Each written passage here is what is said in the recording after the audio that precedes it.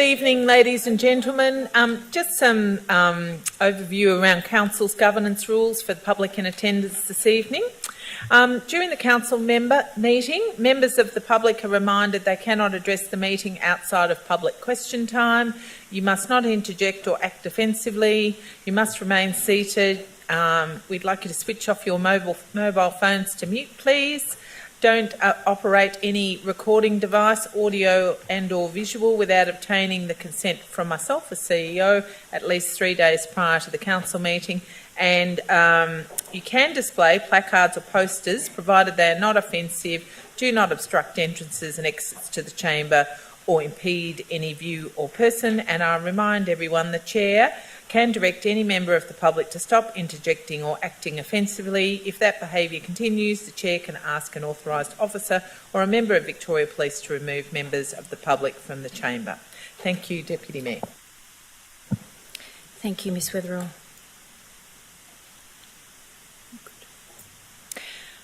Good evening.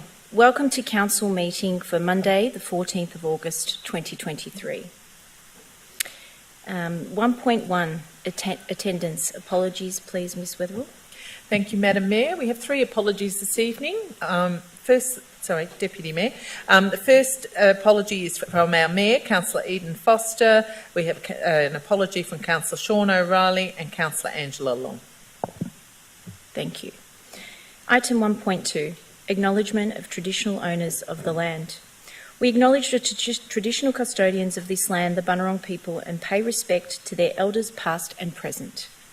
We recognise and respect their continuing connections to climate, culture, country and waters, and we also pay our respect and acknowledge all Aboriginal and Torres Strait Islander peoples and their elders present here today in acknowledging their journey.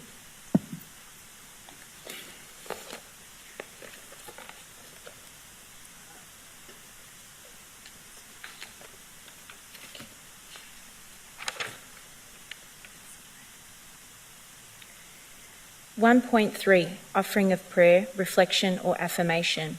As part of Council's commitment to recognising the cultural and spiritual diversity of our community, the prayer, reflection of affirmation this evening will be offered by Jasbir Singh Suparada from the Sikh community, a member of the Greater Dandenong Interfaith Network. Please stand.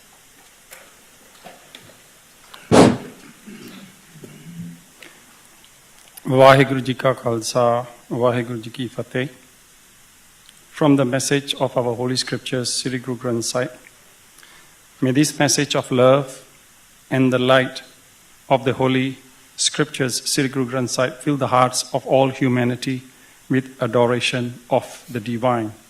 May unity, cooperation, equality, and the worship of Divine One be performed in holy gatherings, filling the darkness of ignorance wherever it lingers with the illuminating radiance of the light of the Shabd Guru, the spiritual word. We must lead a harmonious life.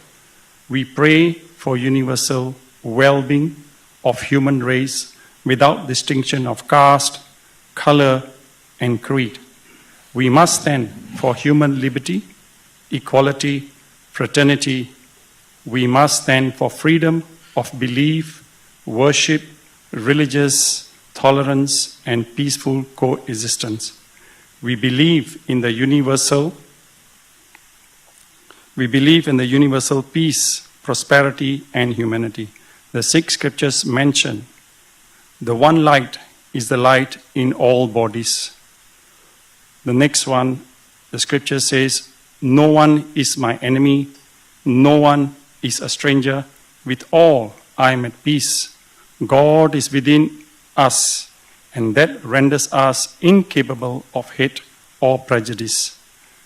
And finally, it says, recognizing the human race as one, I will chant Vaheguru, Vaheguru, Vaheguru, Vaheguru, Vaheguru, which means that which gives spiritual light in spiritual darkness. God bless all. Thank you very much. Vaheguru Ji Ka Khalsa, Vaheguru Ji Ki Fateh. Thank you.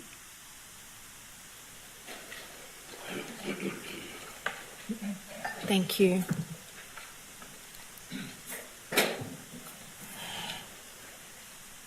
Item 1.4, confirmation of minutes of previous meeting of council held 24th of July 2023. Do I have a mover? Happy to move it. Seconded. Thank Thanks. you, Councillor Milkovich. Thank you, Councillor Tan. Are there any questions? Is there any opposition? As there is no opposition, the item is carried. Item 1.5, disclosures of interests. Are there any disclosures of interest, Ms Weatherall? No, Deputy Mayor, none that have been made to me. Thank you.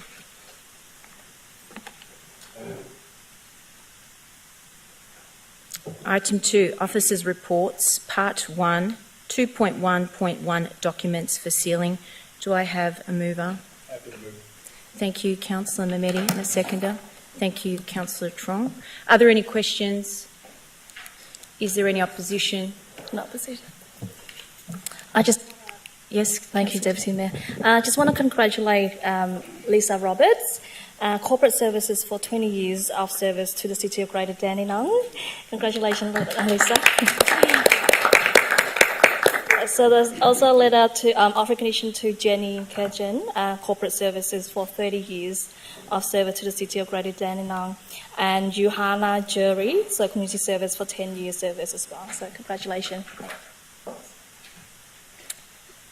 Yes, thank you, Councillor Tan, and congratulations, Ms Roberts. It's amazing.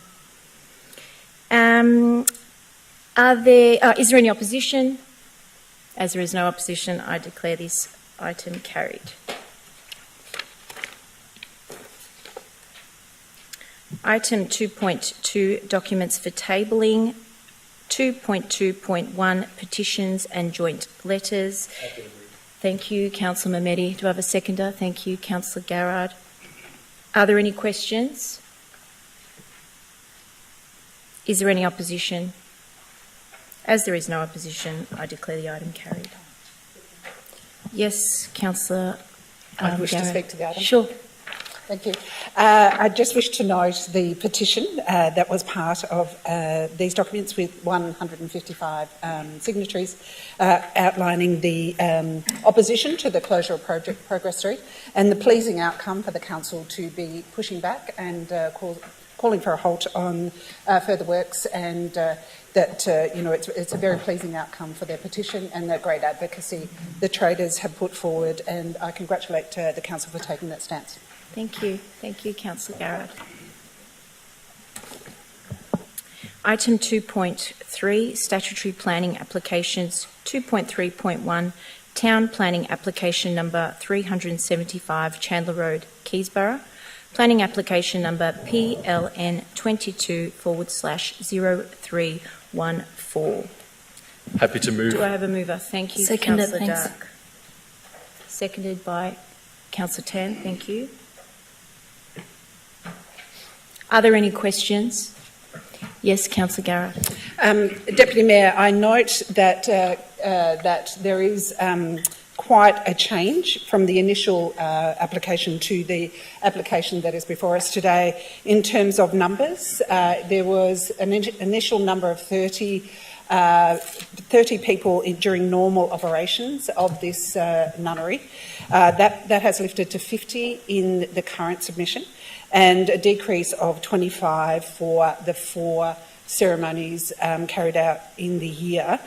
Could the officer explain to us, firstly, why it is acceptable those numbers have increased, and explain that the car parking is adequate for 73 persons to be attending that site? Thank you. Mr Bosman, please. Madam Deputy Mayor, yes, certainly. As Councillor Garrett points out, there was a previous permit relevant to the site issued by VCAT, in fact, PLN 030776, so it is a few years old. And in terms of that previous permit, we had a building that was 2 stories in height. It allowed for 30 people on site at any given time during, let's call, normal operations, and then 100 in attendance on site during special events 4 times a year. The new planning permit application, obviously the same site, but is different in as much as the building is lower. It's now a single-storey building. The number of patrons or worshippers on site moves from 30 during any given time to 50. The site is considered big enough. The building is big enough in terms of its capacity under building regulations. What they have also done, though, is for the 4 special events per year, like Lunar New Year, etc., have gone down from 100 down to 73 for those special events, so quite a reduction. The hours of operation have also been reduced quite noticeably on all days, irrespective of special events or not. The new permit has 8 a.m. to 5 p.m., where previously, like on New Year's Eve, it could be up until 1 a.m. the following day. Again, a reduction in the impact. The parking, in terms of the Victoria planning provisions, the parking requirements for a place of worship, it's 0.3 spaces or 0.3 of a bay per vehicle. So one's making the assumption that there would be 3 people per vehicle. The arithmetic for 73, which is the peak use, would be the requirement to provide 21 spaces. 22 spaces are provided, so therefore it does not just meet, but it just exceeds the requirements in the Victoria planning provisions. We've done the assessment, everything from looking at the acoustics, looking at the conditions, looking at the fact that the site is currently untreed, and the new permit requires a fair amount of planting to be done.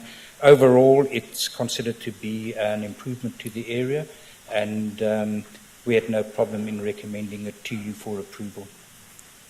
Thank you, Madam Deputy Mayor. Thank you, Mr Bosman. Is there any opposition? As there is no opposition, I declare this item carried.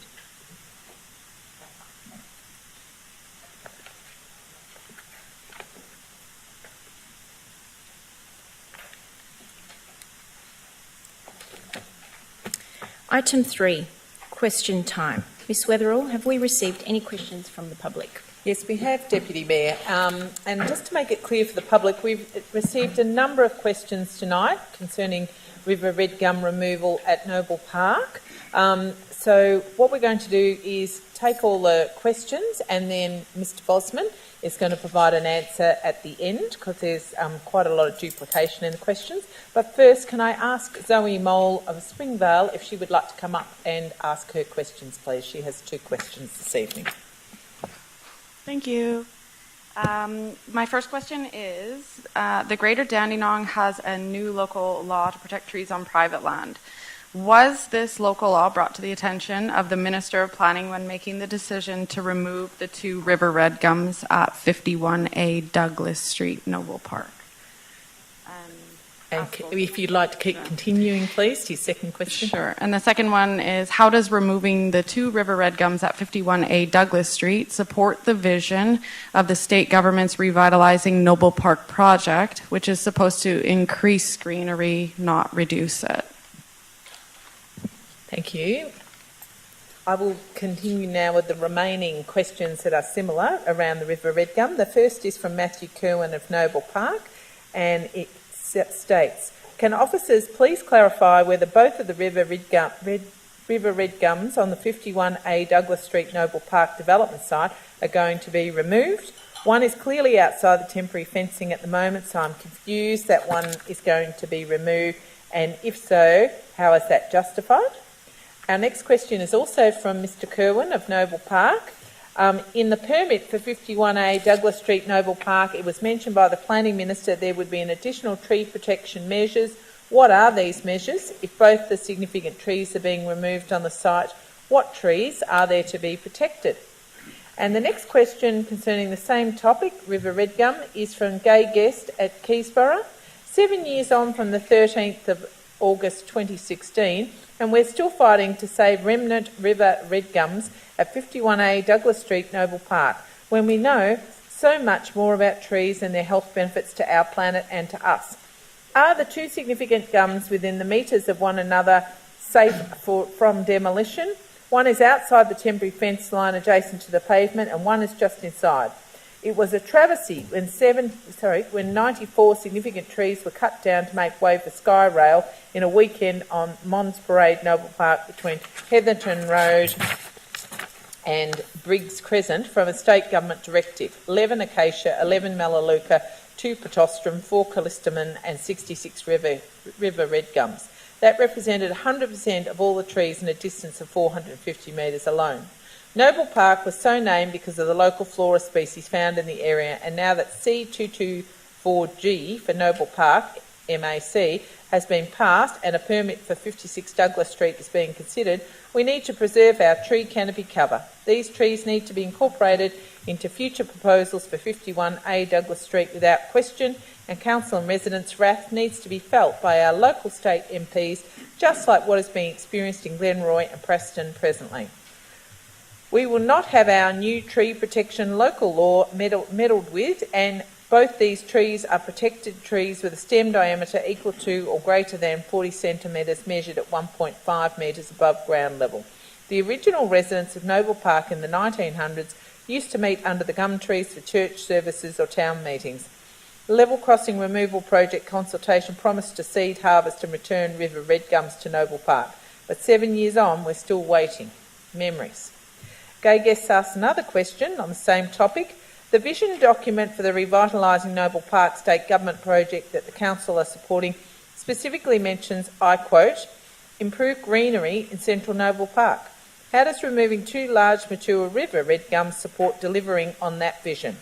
Was the new local law for protection of trees on private land considered by the Minister in the decision about the removal of trees on the 51A Douglas Street site, and if not, why not? On Council's website, it states Council supports the development of a tree protection local law November 21, and tree protection local law consultation was held extensively from February to March 23, and the proposed local law commences June 2023. 7 years ago, people who loved the sight of the river red gums at Noble Park's train station needed to implant that vision into their memories quickly, because in the blink of an eye, our landscape represented a war zone with felled river red gums laying lifeless on the rail corridor verges. It was a sad day to our tree canopy coverage back then, the local flora and fauna which resided along the rail corridor.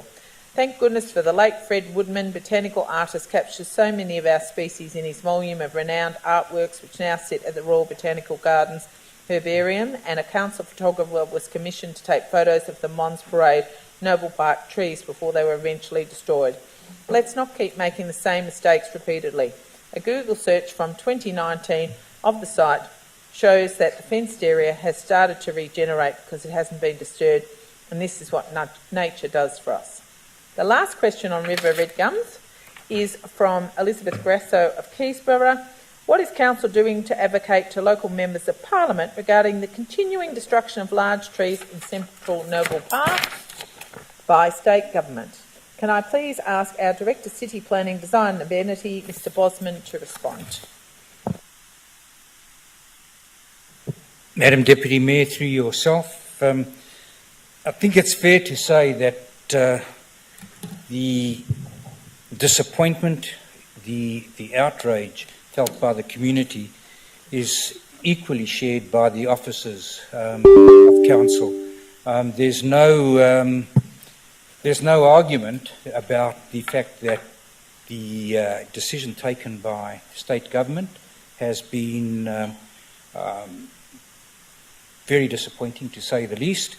And in fact, apart from a letter going out from the officers under the hand of the Chief Executive Officer, a letter has also gone out under the hand of the Mayor to the state government, to the Minister for Planning.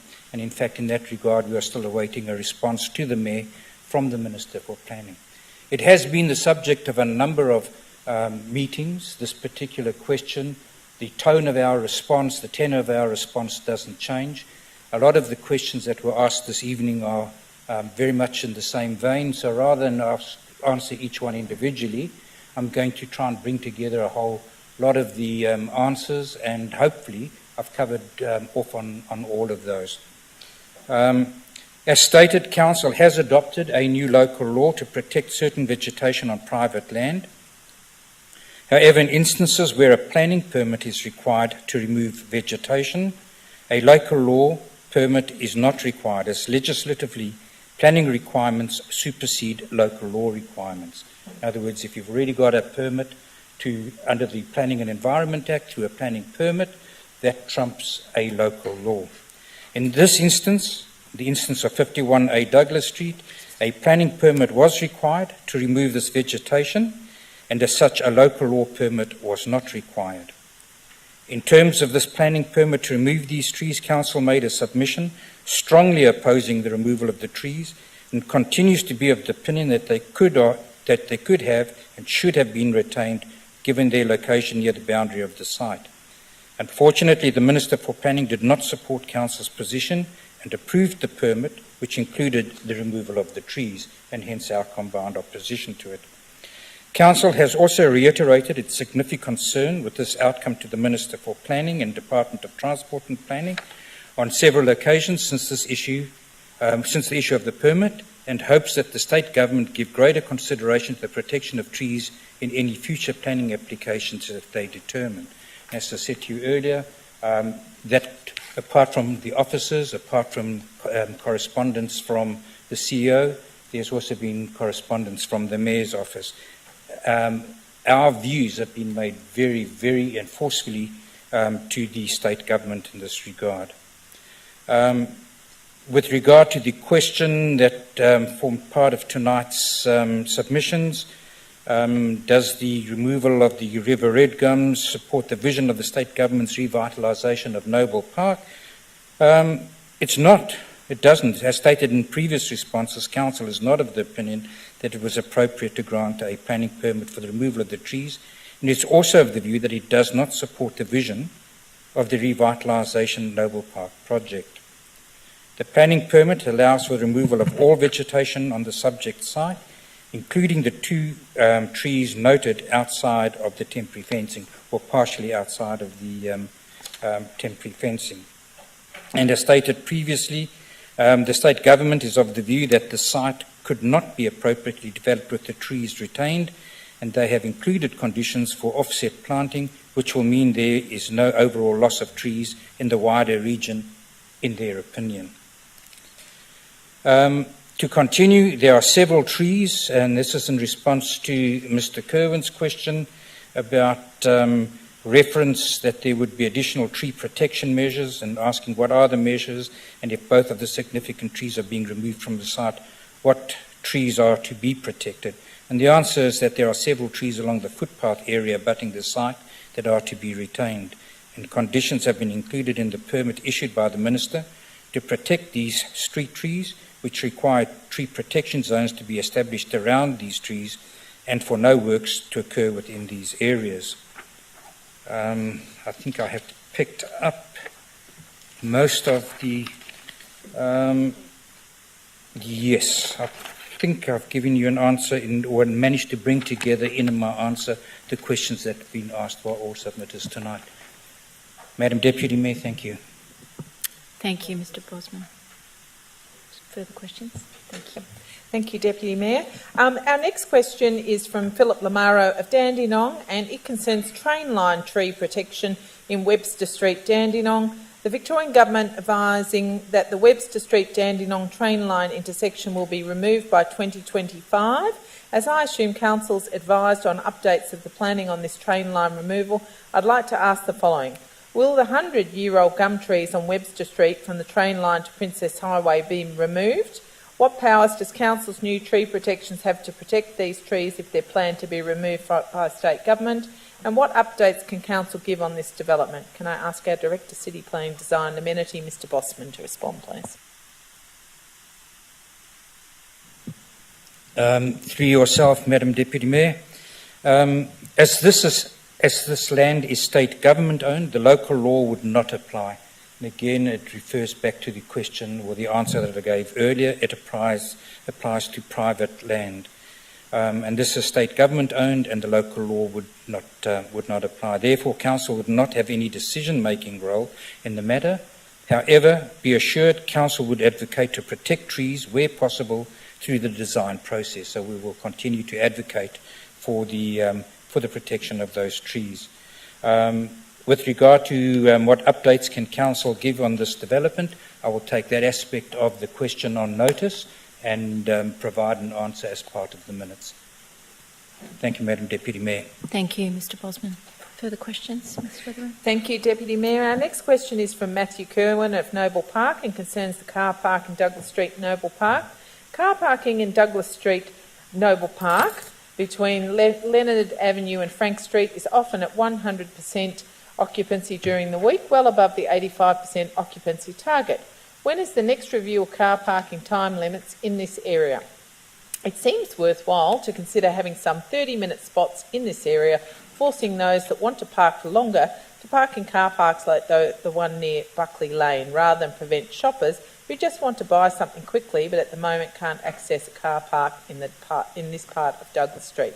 Can I ask our Acting Director, Business, Engineering and Major Projects, Mr Craig Cinquegrana, to respond, please? Through you, Madam Deputy Mayor. There have been currently streetscape works occurring on Leonard Avenue and these have been occurring over the last few months. Our officers have observed that these works have displaced some of the car parking into the other areas, and this has led to increased occupancy. Council is currently consulting with the traders of Leonard Avenue with regards to the parking restrictions that best serve that area, particularly once the streetscape works are finalised. Once those changes are finalised, council officers will monitor the parking demand on Douglas Street and then can give consideration to consultation on the changes following that. Thank you, Mr Cinquegrana. Further questions? Thank you, Deputy Mayor. I have another question from Philip Lamaro of Dandenong concerning the Clough Street car park development, Dandenong. I asked a question last meeting about why the council car park on Clough Street has not been renovated and had trees planted. Council advised it was for future redevelopment.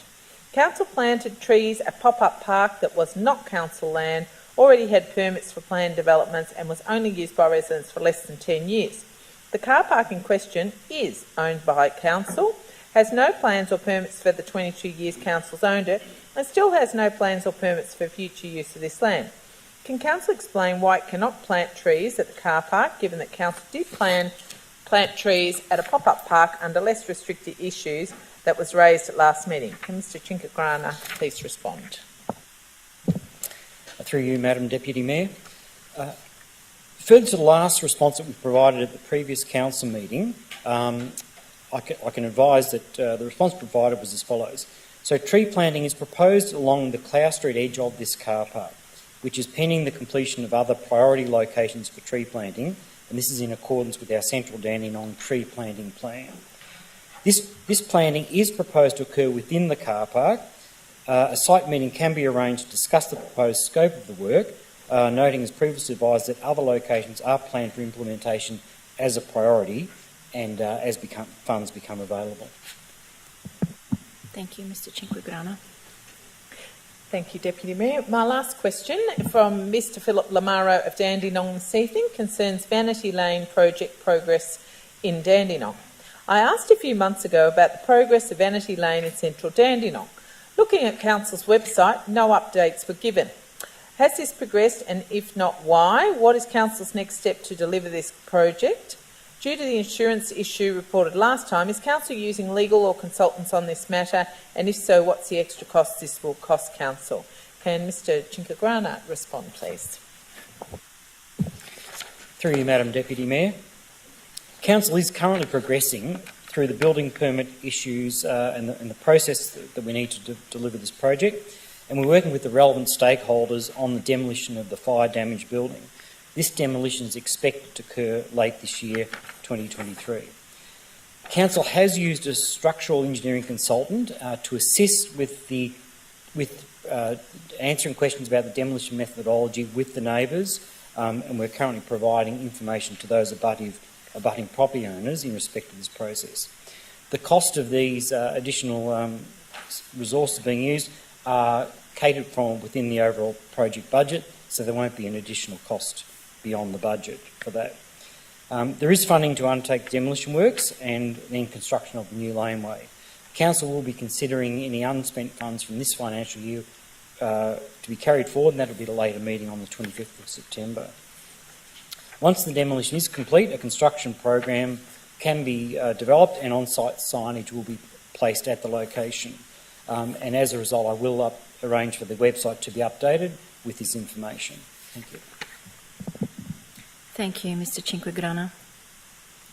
Item 4, Officers' Reports Part 2, 4.1 Contracts, 4.1.1 Contract Number 2223-52, Creative Industry Space Design, Former Precinct Energy Plant, PEP.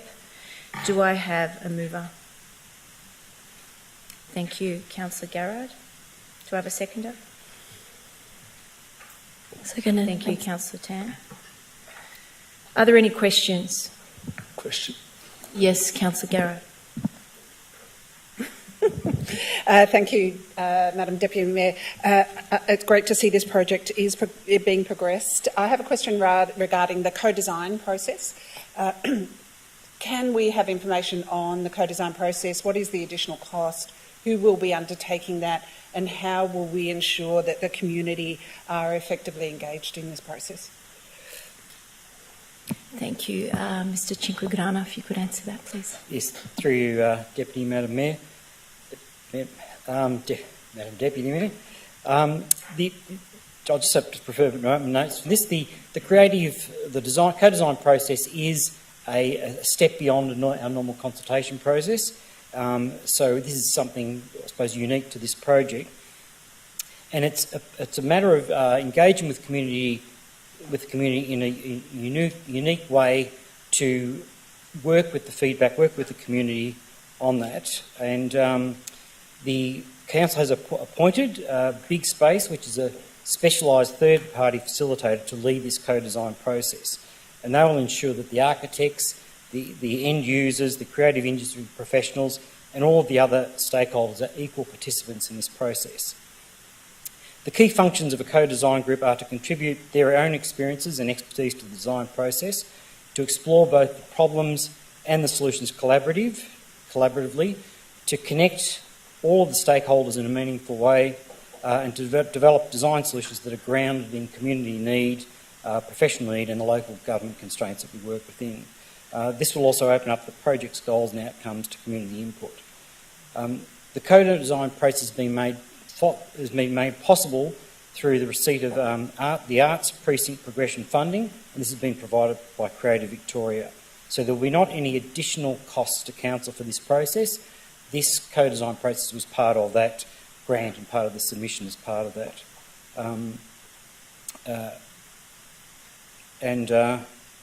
So as far as the groups that are involved, it's currently anticipated that the following groups would be involved. So there's representatives of key community user groups that are anticipated to be the end users of this facility. There'll be representatives of traditional owners groups and endorsed First Nations artists. We'll be using the Cultural Infrastructure Working Group representative from the Arts Advisory Board. There'll be creative industry professionals, the appointed architects subject to this item, and the relevant council staff will be those involved in that. Thank you, Mr Cinquegrana. Any other questions, Councillor Garrett? Councillor Milkovich. Thank you, Deputy Mayor. A couple of questions, just two questions actually. What was the original start and supposed finishing date and the cost for this project, and how much over time and over budget this project is running now at this particular point in time without any extensions in the future? Thank you. Mr Cinquegrana. Through you, Madam Deputy Mayor.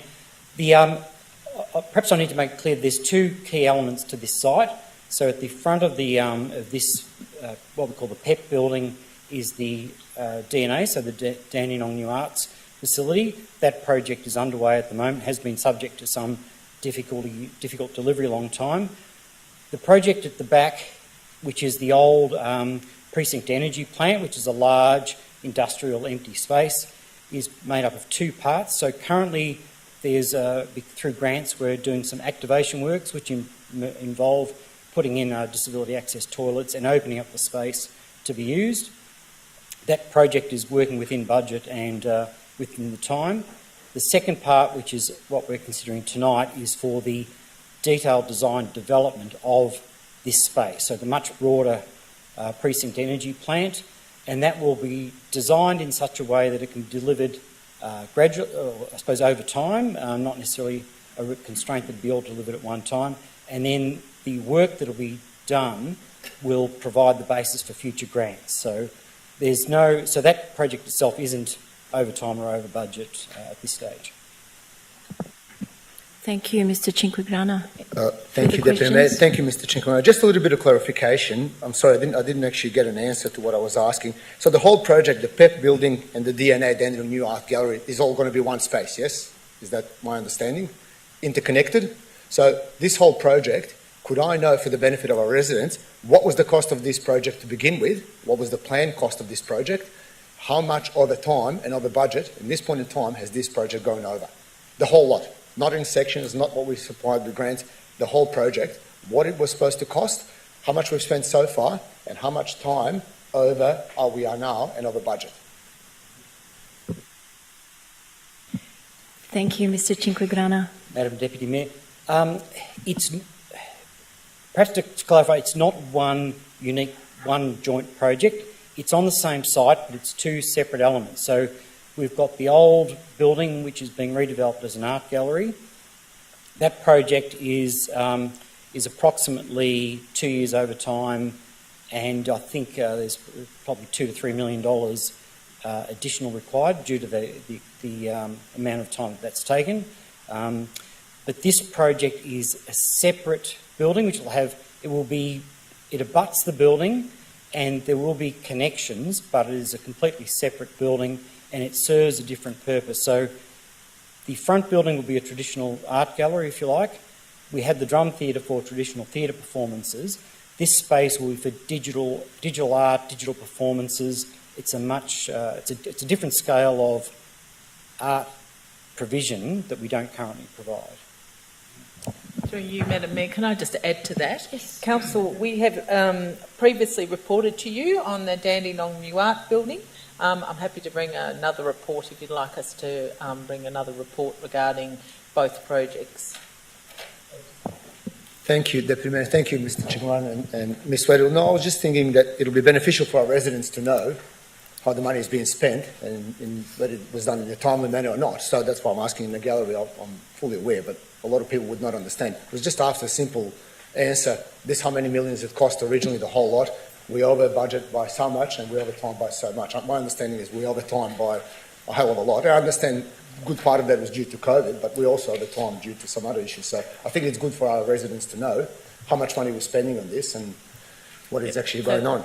Through you, Deputy Mayor, officers will be happy to present a subsequent report regarding the DNA. Thanks, Ms. Weatherall. Any further questions? Councillor Milkovich? Any other questions from councillors? Thank you, Deputy Mayor. Yes, Councillor Mamedi. Just for clarification, Mr. Cinquegrana said we don't have any black spot within the city. My understanding is at the Walker Street Art Gallery there is a black box at the back. Is that a black box? I know this new one that we want to build is a lot bigger, but we do currently have a black box in the city. Is that correct? Madam Deputy Mayor, we have a black box theatre which provides a more traditional role. From what I understand, the new development building will be a much more, I suppose, a more modern take on that, and that's the emphasis being on the digital art rather than a traditional performance type role. So, yes, the old Walker Street Gallery will be decommissioned, and this will replace that role, but it will be a much higher level of service. Thank you, Mr. Cinquegrana. Any further questions, Councillor? Thank you, Deputy Mayor. My understanding through the community don't want to get rid of the Walker Street Art Gallery and the black box there. Building a new one, bigger one, has that been gone to consultation with the community? Because I'm not sure if the community really understand what we are doing, because this is just to draw the plans up and it's going to cost nearly $600,000, and to design and build that is going to cost over $10 million. I'm really concerned where we're going to find that money. We've got some projects that we want to build, major projects, and this could longer, it could be a decade before it gets built. Aren't we premature designing this building until we have funds for it? Thank you, Mr. Cinquegrana, if you wouldn't mind answering. Madam Deputy Mayor, the proposal is part of a broader arch strategy. So, yes, we've consulted with the community broadly on the overall outcome. The key part of this design work, which we've received a grant for, so it's not a council contribution, not council funding that's delivering it, but it then puts us in a position where over time we can apply for future grants. So this is preparing us for the future rather than committing to it tonight. Thank you, Mr. Cinquegrana. Thank you, Deputy Mayor. Just another clarification. Is this fully funded by the state government, or is there council funds getting contributed to this design work? Mr. Cinquegrana. Thank you, Should Madam just stay Deputy standing. Mayor. The grant, I'm just from my memory, I think the grant was something like $800,000. So the grant we got is in excess of the cost for this part of the works. Now, I know some money is being used for activation at the moment, as we talked about the ground floor being activated, but this is delivering on the grant that we've received. Thank you for that clarification, and I'm glad that it's no council money spent to design it. So in that case, I will support it. But otherwise, if we had to put some money towards this, I was probably not going to look at it favourably. Thank you for answering those questions. Thank you, Mr. Cinquegrana. Are there any other further questions? Councillor Dark. Thank you, Deputy Mayor. My question to the relevant officer, and it was touched on by Councillor Mehmedi before, I understand that we received the grant. From the grant fund that we received in 800,000, and then the allocation so far for the works that have been allocated to undertaken on the site, I suppose, in terms of the due diligence, planning and infrastructure changes. I know there's been email correspondence the last couple of weeks about it. The remaining balance of that grant, how much exactly is remaining in that balance at the moment? Mr. Cinquegrana. Madam Deputy Mayor, I don't have those accurate figures tonight, but as I said, it's roughly 200,000 plus 600,000. I think something like about half of that 200,000 is being spent at the moment on the physical works, but I'd have to come back to council with those details another time. Thank you, Mr. Cinquegrana. Councillor Dark. Thank you, Deputy Mayor. Deputy, my next question, I did see here within the info documents that there are some specialist consultants that have been engaged. There's about 5 of them for different strategies and bits and pieces. When are they actually scheduled and planned to come to council to, I suppose, explain what they're looking at doing in terms of the pre-planning stage? Because one consultant is certainly enough, but 5 I think is an extreme amount, particularly given what's planned out. And I think it would be worthwhile understanding from what the original drawing is and what the design is to what they are thinking and how this project can morph as well. So I just want to find out if and or when they're coming to council. Thanks. Mr. Cinquegrana. Madam Deputy Mayor, the number of consultants we're talking about are part of a team. What we're going out to for tender is, or what we have gone out to tender is for like a head contractor, so an architect that's used to undertaking these works, but then we ask them to list the specialists they're using because some of this, the part of the design is so technical and modern, cutting edge. We want to know that the quality of the consultants they're using, and that's why we've been listed. So this single contract will pay for all those consultants, but the head contractor will be the one that will be bringing them in and managing as part of that process. Thank you, Mr. Cinquegrana. Any further questions? Councillor Dark? No. Any other councillor questions? Is there any opposition? As there is no opposition, I declare this item carried. Item 4.1.2, contract number 2223/48, lighting upgrade, George Andrews Reserve, Eastern Pitch. Happy to move, Madam Mayor. Thank Deputy. you, Councillor Mehmedi. And second. Seconder. Thank you, Councillor Dark. Are there any questions? Is there any opposition? As there is no opposition, I declare this item carried. Deputy Mayor, I'd like to say a few words. Sure, Councillor Mehmeti. Thank you, Deputy Mayor, and I'd like to thank my councillor colleagues in supporting this motion. This is the premier sporting ground in the city of Greater Dandenong. Only last Wednesday, Melbourne City played there with the home team, Dandenong Thunder. We will see more of these big games. Melbourne Victory. We would even see, probably in the future, the Matildas playing there. So if this ground was ready, it would have been a training ground for one of the countries to be hosted in Dandenong. Unfortunately, it wasn't ready for the World Cup, but I'm sure we'll see big games played there in the future. And it's great to see that Melbourne City actually have 4 players in the academy from the Dandenong Thunder Football Club. So it is definitely a feeding ground for young kids in our region, and these lighting upgrades will make it more accessible, and these big games we'll see more and more often at Georgians Reserve. So thank you for supporting this motion. Thank you, Councillor Mehmeti. Deputy Mayor. Yes, Councillor Dark. Thank you, Deputy Mayor. Deputy, I just want to clarify from the last council meeting when I had this item deferred. I know there was some correspondence both on social media and by email as well. The project is certainly something that we did want to go ahead and I know I raised some concerns regarding the way that I suppose the local quality content is in place, and there has been a lot of commentary about that. But basically what we wanted to make sure was that given the substantial amount of ratepayer capital and ratepayer money that is going towards this project, to make sure that it is delivered on time, and as Councillor Mehmeti said, is delivered as a paramount project. I think it was critical to be able to at least have a further briefing on the matters that are before us. So it is exciting to see that the item has passed. Hopefully shortly the contracts will be issued and works will begin, and we'll see some state-of-the-art facilities shortly. Great, thank you, Councillor Dark, and go Tillies for Wednesday night. Item 4.1.3, contract number 2021-56 WJ Crow Pavilion redevelopment, Thomas P. Carroll Reserve contract variations. Is there a mover, please? Just a question before we're moving. Sure.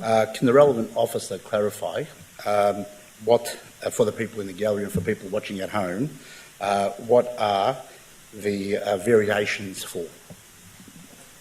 Thank you, Councillor Mehmeti. Mr. Cinquegrana, if you could answer, please. Thank you, Madam Deputy Mayor. The variations, there is quite a long list of variations, but the most significant ones are changes that have occurred once the project has started. And because of COVID, the project extended over a longer period, extended periods, so almost 2 years. And because the contractor couldn't develop in a short period of time, there were changes, for example, in legislation. So a couple of the key changes we got caught with were the change in the flood level. So after the project had been designed and work had started, Melbourne Water then required us to raise the floor level, and that was one key part of the variation. Another one has been changes to standards, like building standards from within the building for catering to the users within there. And the other, I suppose the third key contribution there was a change in the ground conditions, which required different approach to the foundation. So they were the bulk of the variation, and there are a number of minor ones which we've listed as well. Thank you, Mr. Thank you. Cinquegrana. I'll move it, but I'm not very happy that we're going to have to spend another $685,000, but I'll talk about that a bit later on, but I'm happy to move it. Thank you, Councillor Mehmeti. Do I have a seconder? Thank you, Councillor Garrard. Are there any other questions? Yes, Councillor Dark. Thank you, Deputy Mayor. Just a question to the relevant officer, given the scope and the requests that have changed as well. And I note, reading through, that there are some big fundamental changes, including flood level, I suppose, in the layout of things. From the flood level component and the way that this was changed after we've done the design and contracts have been issued, what other facilities within our municipality are affected by the flood level change that has been proposed by Melbourne Water? And why was it proposed so late once we've, I suppose, designed the project and then gone out to tender and we've sought requests for information? And then all of a sudden, once contracts are issued and signed and issued and money's paid and construction started, then Melbourne Water all of a sudden came and said, oh no, actually, we need to raise the floor level. I have some real concerns and questions around that. Thank you, Councillor Dark. Mr. Cinquegrana. Thank you, Madam Deputy Mayor. You're in the spotlight tonight. Now trying to break the question down. So does it affect other projects? This is very much site specific, so I'm not aware of any other projects would be impacted by those changes.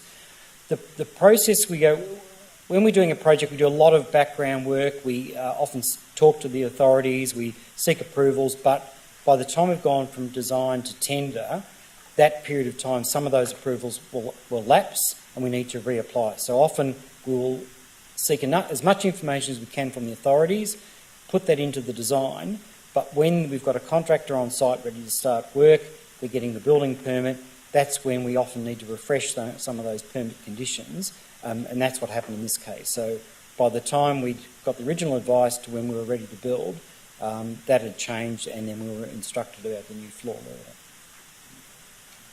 Thank you, Mr Chinquigrana. Councillor Dark. Thank you, Deputy Mayor.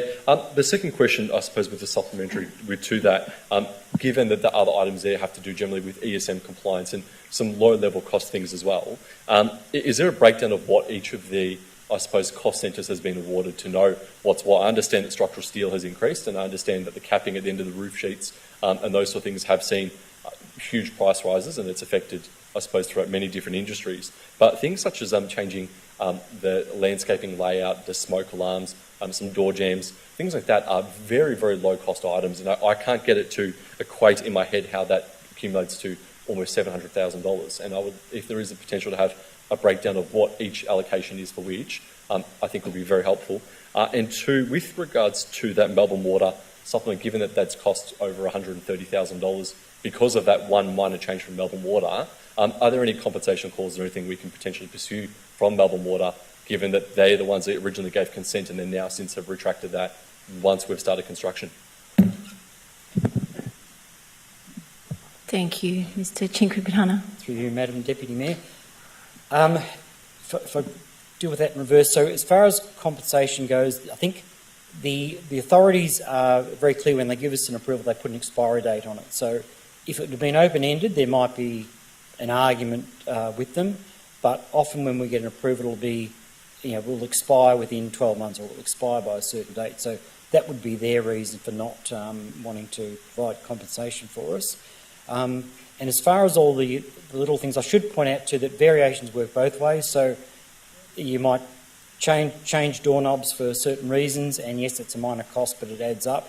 But there are also times where we make savings. So if a new product comes on the market that does the same job, say a doorknob, and it's a lower cost, we also vary the contract, but we don't need to come to council for that because it's I suppose it's a saving. It's only when we get the variations to a certain point where the procurement policy and delegations require us to go to council. Thank you, Mr Chinquigrana. Councillor Dark, any further questions? Thank you, Deputy Mayor. And this probably might be a question for the Chief Executive Officer, but if we could please have a briefing on how, I suppose, we've got to the stage we've got to with this tender, the cost centres and the big blowout that now this council's facing and having to put money in for. Whilst I understand what Mr Chinquigrana is saying, I think there's still a lot of information that I just can't get my head around tonight, and being in the council chamber is probably not the right time to do it. But if we could please have a briefing. Thank you. Ms Weatherall. Thank you. Deputy Mayor, number one, I wouldn't say it's a giant cost blowout in terms of all local governments have been dealing with 20% cost increases in regards to major capital projects, and that has been across the board and well documented. And this project variation sits within that kind of project amount. In regards to the report, clearly articulates the timeline that this project went over and the delays that were caused from COVID. And Mr Chinquigrana has provided a lot of detail concerning the rationale around those costs. This report is being brought to council for two reasons. Number one, because it's over 10% in regards to quantum, and secondly, in regards to it exceeds the CEO delegation of $500,000. I brought this report to council because I think it's important that it's on the public record, and the report is for endorsement. From an operational point of view, the costs have been incurred. I'm happy to have a discussion, a briefing in regards to major projects and the capital improvement program, but what we're seeking this evening is for endorsement in regards to putting this on the public record. Thank you, Ms Weatherall. Are there any other councillor questions? Is there any opposition? As there is no opposition, I declare this item carried. Item 4.1.4, Dandenong Community Hub Detailed Design Procurement Process. Do I have a mover? Thank you, Councillor Garrard. Councillor Mehmeti. Are there any questions, Councillor Garrard? Thank you, Madam Deputy Mayor. My question to the relevant officer is what were the benefits of the exemption, using the CEO exemption clause in this case and reappointing the same architects? Can you just outline why that was necessary and what the benefits are? Thank you. Mr Chinquigurana. Thank you, Madam Deputy Mayor. When we do something unusual like this, when we've chosen not to go to public tender, we always, front of mind is best value for council, and that's why we've done significant investigation of the bid that's put in to see how it compares with the industry. The positive benefits are that the architect in question has done a lot of the work in the lead up to the community, knows a lot of the background and has, if you like, that corporate knowledge to carry on into the project. To an extent, it's also a benefit to the industry because to go out to a competitive tenderer with that background, other architects may put a lot of effort into a tender but not be able to match it because of the work that had been done before by this architect.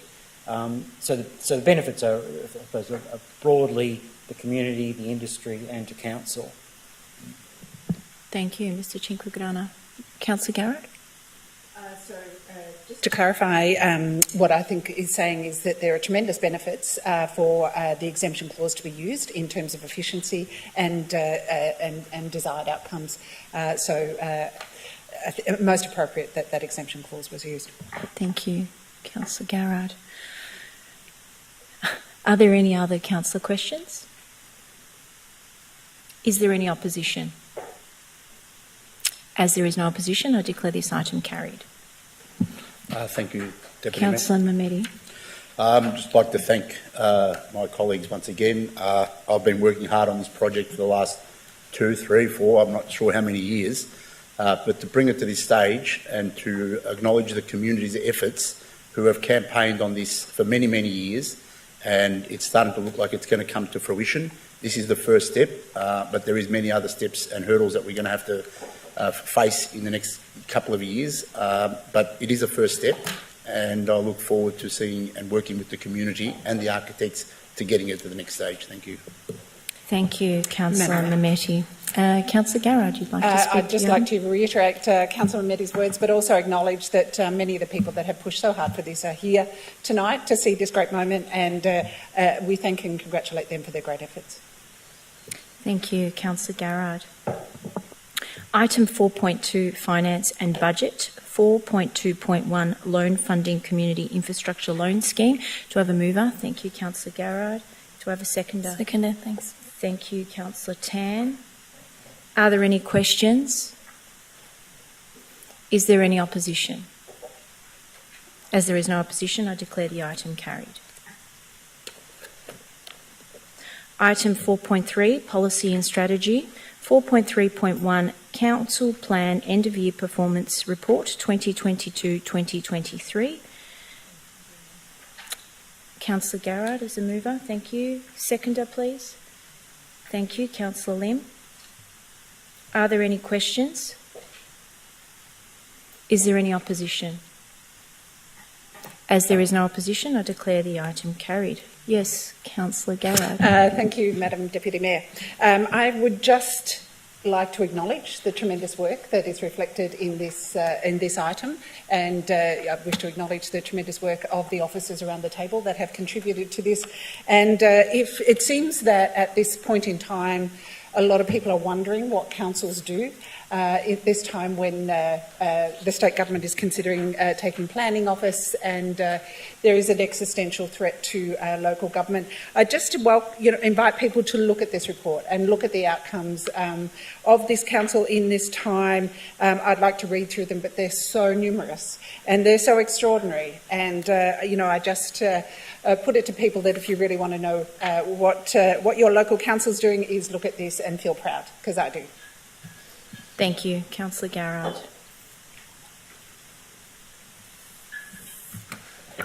Item 4.4, Other. 4.4.1, Draft Minutes of Cultural Heritage Advisory Committee meeting held on the 22nd of June 2023. Do I have a mover, please? Councillor Garrard, seconder. Thank you, Councillor Tan. Are there any questions? Yes, Councillor Garrard. Thank you, Madam Mayor. Can we just clarify, for the sake of what happened last time when we endorsed meetings, that minutes of meetings, that what we are doing is noting that a draft minutes of meeting have happened. That is all we are doing, and that if there are substantial changes, they will be brought back to Council. Could I have that confirmed? Thank you. Ms Roberts, please. Thank you, Deputy Mayor. I can clarify that exactly, and the basis for that is now in each report as well. Thank you. Any further questions, councillors? Is there any opposition? As there is no opposition, I declare the item carried. Item 4.4.2, Proposal to discontinue and sell Beck Court Noble Park. Do I have a mover, please? Councillor Dark, yes. Thank you as the mover, and Councillor Tan as the seconder. Thank you. Do I have any councillor questions? Is there any opposition? As there is no opposition, I declare the item carried.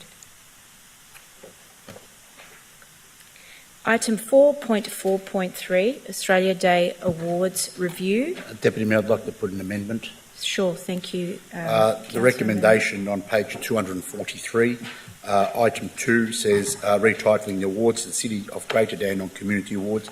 I'd like to delete that, and I would like to keep it as existing, the Greater Dandenong Australia Day Awards.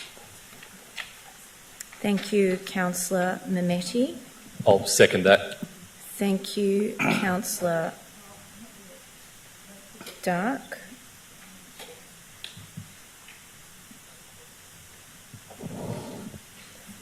Are there any questions? Is there any opposition? Thank you, Councillor. Madam Deputy Mayor, oppose the amendment. Thank you, Councillor Garrard.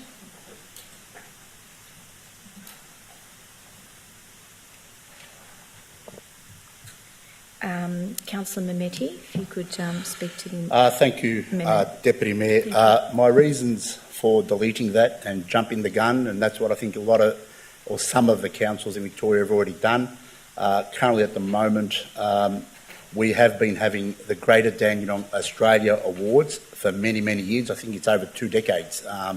And it's a really, really great day to have our community come along and recognise these people who do fantastic work within our community, and on Australia Day, recognising their achievements. And I understand there could be talks in the future, maybe next year, maybe 5 years or 10 years down the track, that this might be scrapped. But from local government level, I think we're jumping the gun, and we should leave these kind of things to the Australian federal government to make decisions on if they're changing the day or the name or anything like that. I think we're doing. I think we're actually batting a little bit above our pay rate. And I've been talking to my community, which is a very diverse community, saying that they do not want this name changed at this point of time, and speaking to the multicultural community who love attending our awards, which are the Greater Dandenong Australia Day Awards, and that's the name I want to continue to keep. Thank you. Thank you, Councillor Mehmeti. Councillor Dark as the seconder of the amendment. Thank you, Deputy Mayor. Deputy Mayor, I rise to support the amendment proposed by Councillor Mehmeti. and I was also the councillor who in the last term of council moved a motion to do with Australia Day and celebrating Australia Day being on the 26th of January. And it is for the majority of my constituents the same date. It's a date that they know, a date that they celebrate, a date that celebrates as a public holiday, and it is very, very well known and is planned out amongst a lot of people within their calendars and events of the date that it is known as.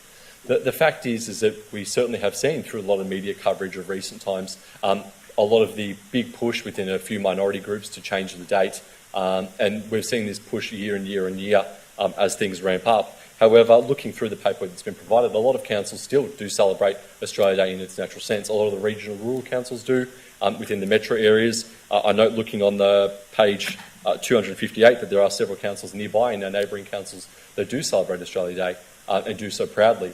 And I do know that when we do have the events in the city of Greater Dandenong, we do have a huge turnout of different people from different multicultural groups. One of the biggest things that I've seen the Afghan community looking forward to, apart from Nowroz, is the Australia Day celebration down at Dandenong Park. The same thing with a lot of the Indian community who look forward to the 26th of January and receiving their citizenship and celebrating Australia Day because it also coincides with the Indian Independence Day or Republic Day as well. And those reasons are why it is important, given that our multicultural community and given the dates that they celebrate, that we do keep Australia Day how it is at the moment. Now, should the federal government move to change that, and should there be a widespread change across all legislation, and then the states changing it and so on, then absolutely there should be a question put to the council about what we do. But to be going ahead right now and jumping the gun on it, to be leading a change that most of the residents that I know in my ward certainly don't agree with, is something that I can't support, and that's why I'll be agreeing with Councillor Mbedi's amendment. Thank you, Councillor Dark. Councillor Garrard in opposition of the amendment. Thank you, Deputy Madam Mayor. I rise to support this change because actually we are the minority of councils that continue to call these awards the Australia Day Awards. Just a reminder, the awards will still happen on that day, so the community will still come, they will feel proud, they will celebrate, but we are changing the name to an appropriate name, which is the Community Awards, because that's what they are. But just of the 20 councils that were contacted, in fact only 4 have continued to call them Australia Day Awards, because in fact they are community awards. We are changing it to an appropriate name, and also that most of them have actually moved them to another day, such as International Women's Day, such as Volunteers Day, as appropriate. So what we actually are doing is, these are local community awards. We're acknowledging that. We're changing it to a name that is appropriate. We're still holding it on the day. We'll still be proud Australians on that day, attending that event and championing these fantastic people that have earned these accolades. None of that changes. What we are doing is making the name of these awards appropriate to what they are, and that is not changing the date. That is not a significant change. It's not a slight to the community. I'm a proud Australian to 15 generations or something extraordinary. Potato famine refugees. We're proud, and I'm not at all concerned or feel slighted or feel that Australia is not being celebrated on that day. It is simply that is a practical change of the name to, in fact, what the awards are. And it is not a tremendous change. It is, in fact, just falling in line with what most of the councils do. Our neighbouring city of Kingston, they, in fact, have moved them to appropriate days. There is actually few councils that continue to call them Australia Day Awards because they're not. This is not a national award. These are for local community heroes that are doing great things in our local community, and we're just changing the name to an appropriate name. So this isn't anti-Australian, this isn't political, this isn't about federal government, this isn't about anything like that. It is about what would tell people what these people have done. These people have done work in our community. They've made a contribution to our community. We're just acknowledging that. This is not big. This is not catastrophic. This is not change the date. This is just a slight change of rectifying a wrong name with the right name, which is what most councils have done. That's all this is. Thank you, Councillor Garrard. Anyone else that would like to speak to this item? Yes, Councillor Trong. Thank you, Deputy Mayor. I think that, because we are Australian, and even we are dead in Dandenong or Kingston or Monash, doesn't matter. And when National Day is made by the Parliament, Federal Parliament, if they want to change, they change from them first. If they change it, we can do it. But we can't say that Dandenong have a Dandenong Day, and maybe the people think just about Dandenong City only. The award is for national days. Therefore, I think that Dandenong National Day or Australian Days is better than you Dandenong Award. Thank you. Thank you, Councillor Trong. Councillor Lim. Thank you, Deputy Mayor. My understanding, we want to change the name of the award only, nothing to do with Australia Day at all. That's what we've been discussing CBS in the past, because the award very confusing. Honestly, a lot of people think, especially in ethnic community, think that Australia Day, for example, you are volunteer Australia Day award, volunteer award Australia Day. When the name Australia Day, they think that nationally you receive this award. But if you use the name Dandenong, volunteer award on Australia Day, sound better because it's specifically to our city only, not to Australia, the whole Australia. That's the only thing. But Australia Day celebration is still exactly the same. Nothing changed at all. Thanks for that. Thank you, Councillor Lim. Right of reply for Councillor Mehmeti. Thank you. Thank you, Deputy Mayor. We have been calling this the Greater Dandenong Australia Day for a couple of decades. And just to clarify to Councillor Lim, we have been calling it Greater Dandenong Australia Day. So that's what it says on the award, Greater Dandenong Australia Day Award. That's what it writes. That's what it's been writing for many years. So that's exactly what you're saying is what we have been doing. If you remove the Australia Day, then it just says Greater Dandenong. So it's irrelevant for that purpose of that day. We have other awards we call whatever in our municipality. And I respectfully, listening to Councillor Garrard's response, and it could happen very soon, but I think we might be just jumping the gun a little bit too soon, and I still want to call it the Greater Dandenong Australia Day until the Australian Federal Government make any changes.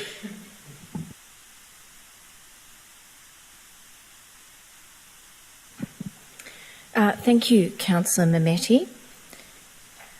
All those in favour of the motion, could you please raise your hand? Councillor Milkovich, Councillor Dark, Councillor Lim, Councillor Tan, Councillor Mehmeti, Councillor Trong and Councillor Formoso. All those against? Councillor Garrard. I declare this item carried 7-1. Could I make a comment, Deputy Mayor, please? Sure, Councillor Milkovich. Thank you to my fellow councillor colleagues on common sense decision. That's all I wanted to say. Residents have spoken loud and clear, I believe, and despite of modern trends and what some councillors are trying to say, it's inevitable. At the moment, it stays as Australia Day. Thank you. Thank you, Councillor Milkovich. Item 4.4, list of registered correspondence to mayors and councillors. Do I have a mover? Mover with the question. Sure, Councillor Dark. Seconder? Happy to say. Thank you, Councillor Tan. Question, Councillor Dark. Thank you, Deputy Mayor. Deputy Mayor, just something that I suppose was a point of curiosity. There was a letter to the Mayor regarding the Book of Genesis and the Garden of Eden. Can we please get a clarification from the relevant officer what exactly that letter was about? Thank you, I'd need to Councillor take Dark. that on notice, Madam Mayor. I Thank you. can't recall, but I can circulate to councillors. Thank you, Ms Weatherall. Are there any other questions?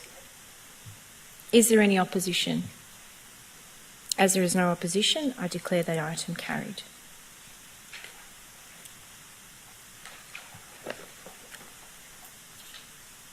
Item 5, notices of motion. As there is no notice of motion, I will move on to item 6. Reports from councillors, delegated members and councillor questions.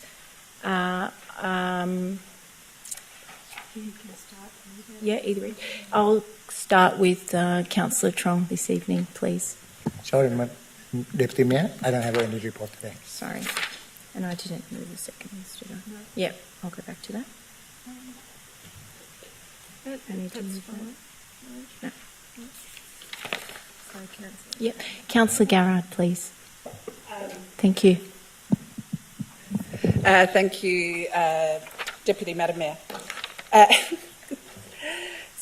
We have not met for some time, and so I wish to go back in time a little bit to the One Tree Per Child Day, which was a tremendous success. And I seriously want to thank council staff for the tremendous efforts in that day. Over 800 children, 2,500 trees.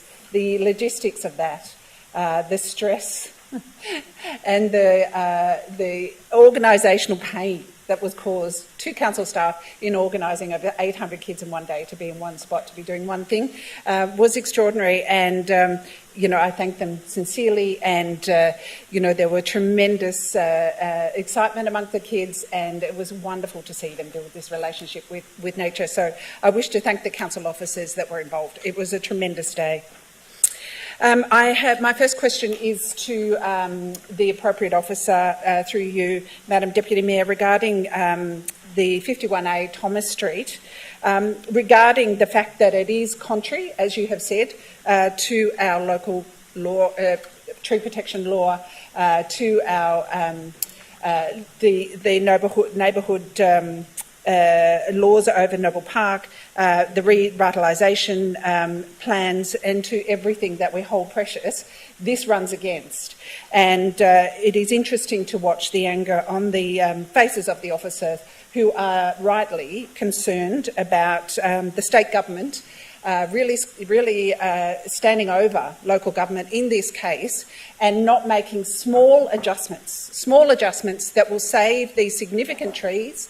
It will comply with setbacks as this building should. It will improve the local look and feel and keep the village feel of Noble Park. These are small changes that the officers have asked for, and they have made 6 separate petitions in various forms, through submissions, through letters, through direct meetings, and this planning minister is stone deaf to what the people of Noble Park want. They are not listening. She is not listening. She is not hearing the very reasonable arguments, and those trees are significant. They have a significant history. They will not grow to that height in our lifetime. Once they are gone, they are gone. And these are small, reasonable requests from the council. So I have 2 questions. My question is, why can we not advocate to our state MPs, to our federal MPs, who are all Labor? This is a Labor state government. Why can't we petition them to fight for these trees? And all of them were supportive of the revitalisation plan. Lita Lamas was in tremendous support during that time. Why are they not standing with us at this time when we are being strong-armed by the by the state minister for planning? Also, why can't we call a cease to these works, as we are doing with Progress Street? Why can't we call on the state government to stop all works so that we don't wake up in the morning and those trees are gone? That we need to keep fighting for those trees. Why can't we demand the state planning minister cease all further works until further negotiation can take place, until the voice of the community can be heard? Why can't we do that as we are doing with the Progress Street issue? Thank you, Councillor Garrard. Mr Bosman, please. With your sturdy Madam Deputy Mayor, I think the first obvious difference between Progress Street and the 51A Douglas Street examples is that Progress Street is a state government project in which the state government has control on how fast it proceeds and whether or not it proceeds. With regard to the Noble Park permit, that permit has been issued. You cannot cancel that permit. The permit has been issued, and that permit is now, if I can put it in inverted commas, owned by the developer. And just as much as if a permit is issued to any other developer, once that permit is issued, unless there's a VCAT process in which there's an appeal against it and VCAT overturns it, in which case there is no process similar to that over here, that is a live permit, and it is not owned by the state government. That permit is now owned by a developer. There's no reason at all that you cannot ask the Minister for Planning or representatives of the Minister for Planning, the state planning officers, to attend. But I can tell you now, and we can do that, but the chances of the state government officers turning up to be in front of councillors is probably not very good.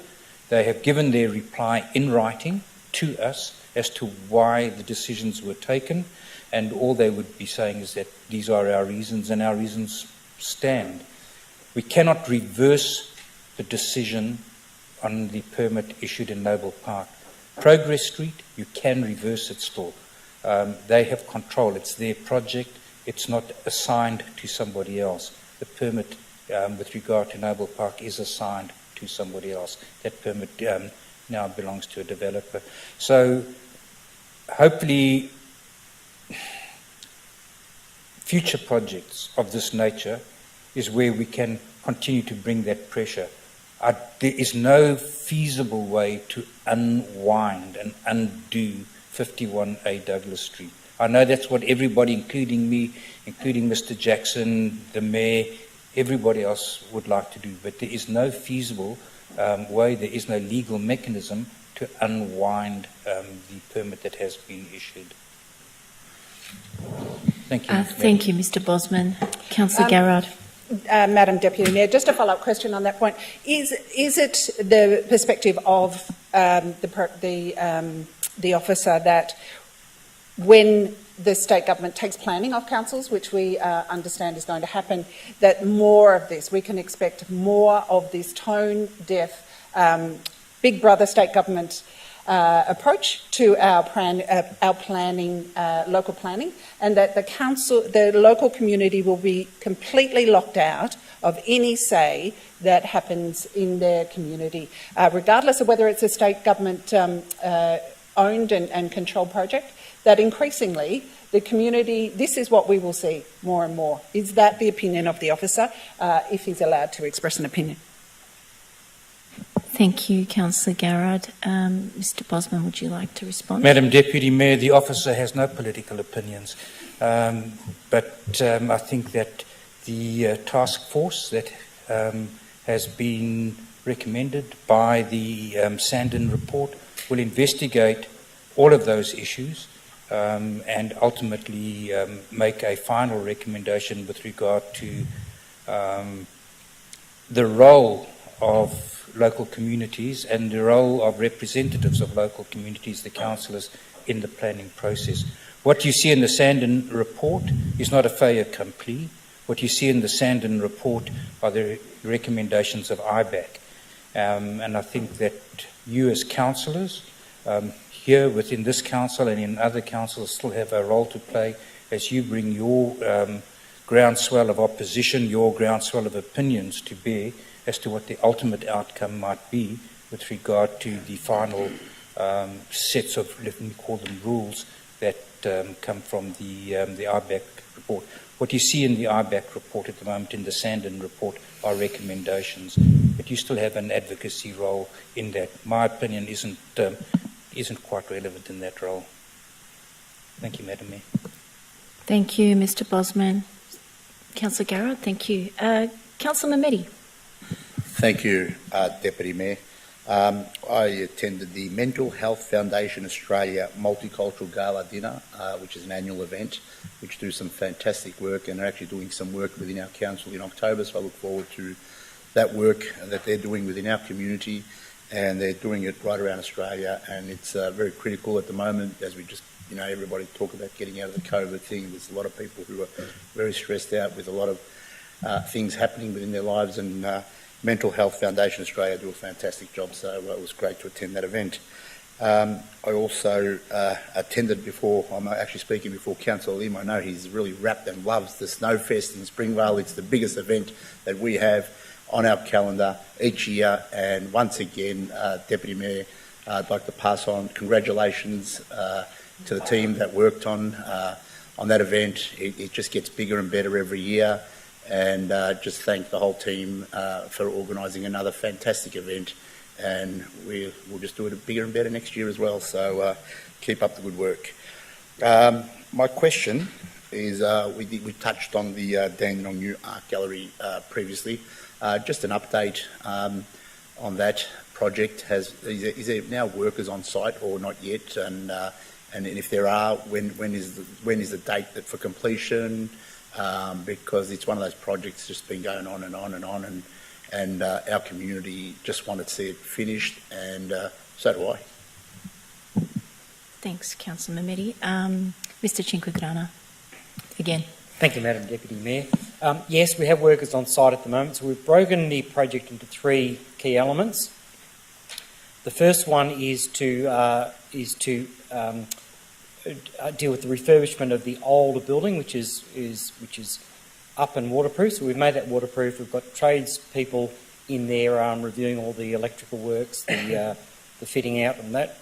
The second part of the project will be erecting the steelwork. We're waiting for the good weather to do that, so it's not subject to rust, and we'll be programming that for around November. And then the third phase is sealing that structure and then fitting it all out.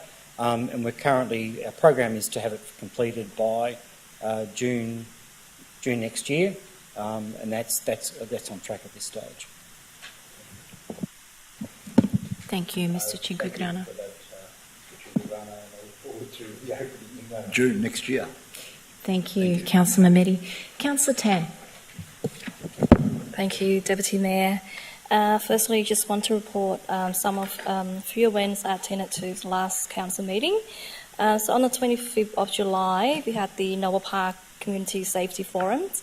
So I just want to say thank you to all our staff for organising a great night. So including all our staff, we've got around close to 30 people that attend, which is great, which is, on the cold weather as well after hours. So we've got 4 of our Victoria Police attended, so we did discuss about a lot of issues in Noble Park, including hotspot area, youth crime, burglary, robbery, shoplifting, antisocial behaviours, especially in the boarding house. And also there's about public drunkenness and homeless issue as well. So I just want to say thank you to our Victoria Police and all our staff for doing a great job. On the 30th of July, I also attended the Snowfest, which is great, and thanks to our sponsors from Mount Buller, we got the real snow again. So I'll ask you a few questions later on regarding to this, Peter. And just want to say again, congratulate to all our staff for doing a great job. And on the 5th of August, I attended the Calista College, which invited by the principal of Calista College, Sally. So we did have the multicultural dinner, which is organised by the college. I've got around 200 people attended. I attended with the Mayor, current Councillor Eden Foster. So mainly organised by our students. So some of them, they doing their, like hospitality area. So most of them, they start to do to be a chef. So most of the food was organised and done by the student, which is great.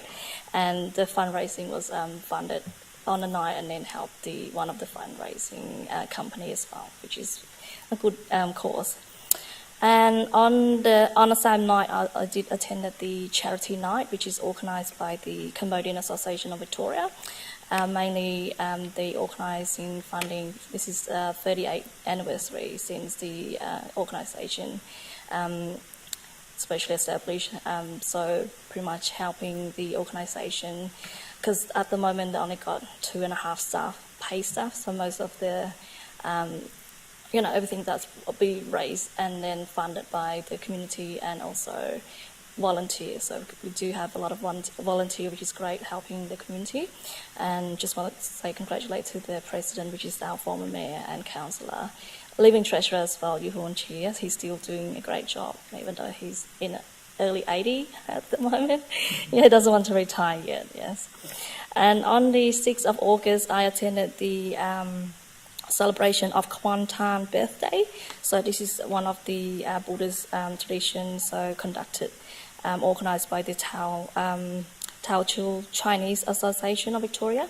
Also attended with the Mayor, Councillor Eden Foster and Councillor Richard Lim as well.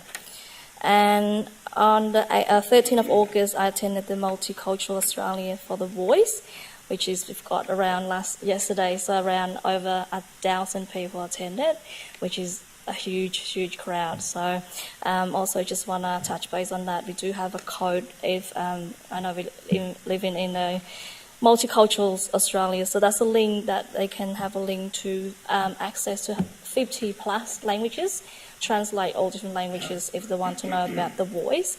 So the election will be commencing probably October. We haven't set the date yet, so just for everyone to know, I can send a link to council as well, so they can have access to translation with the 50 different languages. Okay. My question tonight, Peter, so I just want to ask, how many people did attend on the Snowfest? Ms Gillies, please. Through you, Deputy Mayor. Approximately 33,000 attenders this year, Councillor. So, yeah. Yeah, thank you. Councillor Tan. And also a question through you, Deputy Mayor, regarding to the Black Spot program. So it's the Railway Parade Noble Park. So we did receive some a huge funding from federal government as well. This is to install and raise a safety platforms and line making between Channel Road and Bennett Street. So the project I know expected to be delivered in December. Do you have any progress on what's going on with this project? Have you done any consultation with community at this stage? What's the progress on that yet? Thanks. Thank you, Councillor Tan. Mr Chinkugrana. Thank you, Madam Deputy Mayor. I'll have to, I haven't got much more progress to update. We've been doing the design and preparation work for that. I'll happy to get back to Council with details of the past consultation and what we've got planned in the future. Thank you, Mr Chinkugrana. Councillor Tan, that's all. Thank you. Councillor Lim. Thank you, Deputy Mayor. The last 3 weeks I was very busy as usual. Tuesday, the 25th, I attended Hotham Women's Health Forum with Honourable Claire O'Neill, Federal Minister of Home Affairs, and also Honourable Geraldine Kenny, Federal Assistant Minister of Health, Dr. Sarah White, CEO of Gene Health. I was the only man in there. Actually surprised me. So many ladies turn up. It means a great turn up because of they want to tell their story to the health minister and also to the Minister of Home Affairs. It's a long story, make it short. If everyone wants to hear, it's a long story. It's a few hours. After that, on Wednesday, I had also attend what we call in early in the morning with Monash Children, with Assistant Minister, Federal Assistant Minister of Transport and Infrastructure.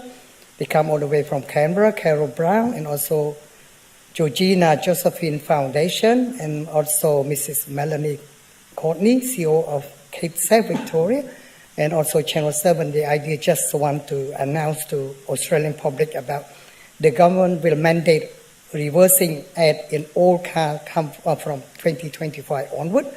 The reason because 7 Australian kids are killed every year in driveway accidents. That's the main reason. Afterward, I went straight to Mental Health Foundation of Australia because they need me to have a talk show we call Goody Show with a professor of psychology. He's teaching 2 universities in Melbourne. After that, I had a long discussion about how to improve, how to serve our Australian community because regarding to mental health is on the increase. Like this morning, 3AW, Jeff Kenneth mentioned about Beyond Blue, the cost increasing a lot of increasing tremendously, and the revenue is dropped by 1/3. And after that, we had a good gala dinner that our Councillor Jim Ameti and also Deputy Mayor Lana Formoso joined us as well. And after that, on the Friday, I attended National Tree Day Planting Day for school at Springvale Reserve. It's very good fun with all those young children. And also, I attended what we call Monash Health Foundation Gala. I already mentioned, actually, Sunday, the 30th of July. I already attend in the morning National Tree Day Planting Day for the public at Springvale Reserve as well.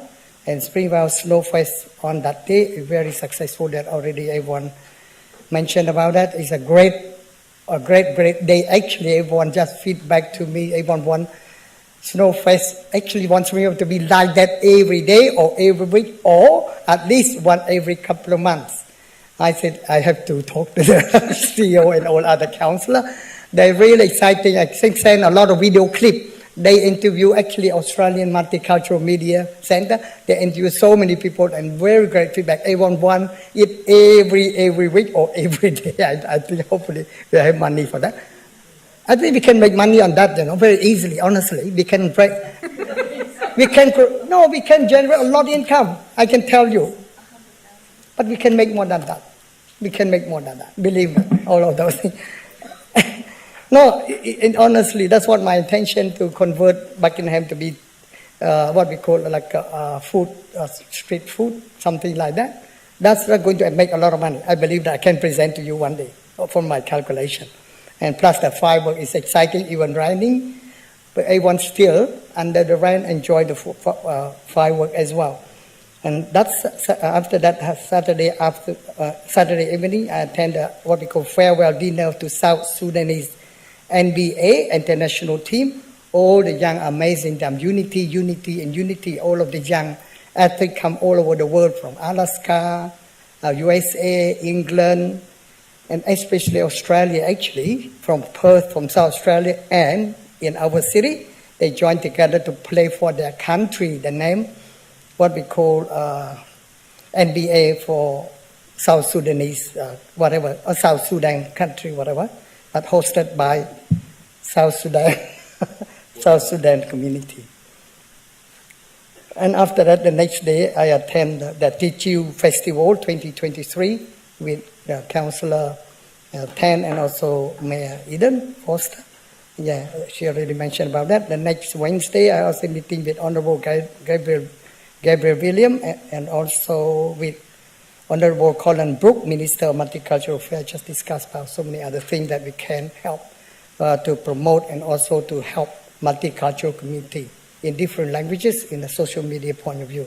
On the Sunday, I already attend Multicultural for Voice at Springvale City Hall, and already Councillor Tan mentioned about that. And also after that, I went to Sandown Greyhound Entertainment and discussed with the CEO regarding to Springvale Chamber of Commerce, and very, very exciting. And also, if you have a chance to go to visit this museum, it's a great museum. They talk about since 1935, all these trophies and so on and so on. It's very exciting, and they're going to be part of our project, Springvale Tourist Attraction. That's what they want to be, and they're going to be part of our Springvale Chamber of Commerce as well. Thank you for that. Oh, the question, sorry. I forgot the question. I worried about the time but I tried to be quick as possible. Yeah, just to relevant officer about, last year I mentioned, and also I think council officer Hilden and Securitas came to see me, and I took him to the corner of Buckingham and Queen's Avenue, and there's a lot of congestion there, very, very congested. The reason people keep turn right, and after that, the problem is a lot of cars from Western Road is very congested, and people will have to turn right to left to Springvale Road as well.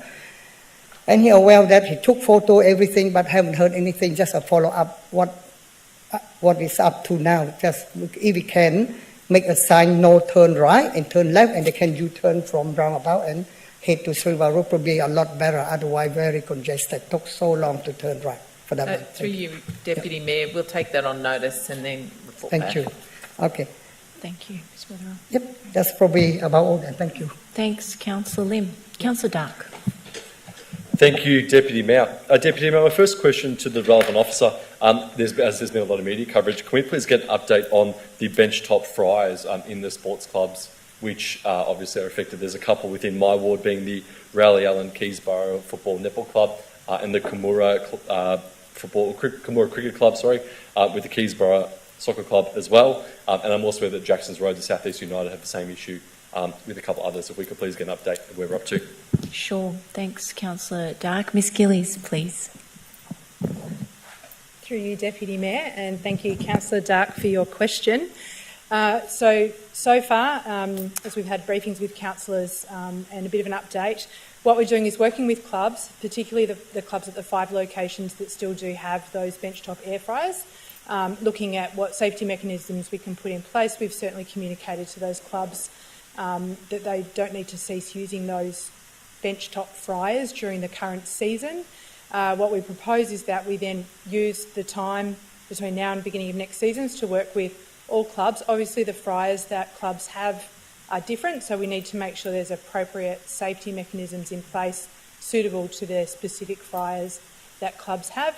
Once we have that in place, we can then move forward to, formalising the position in terms of them being permitted with the applicable safety mechanisms in place.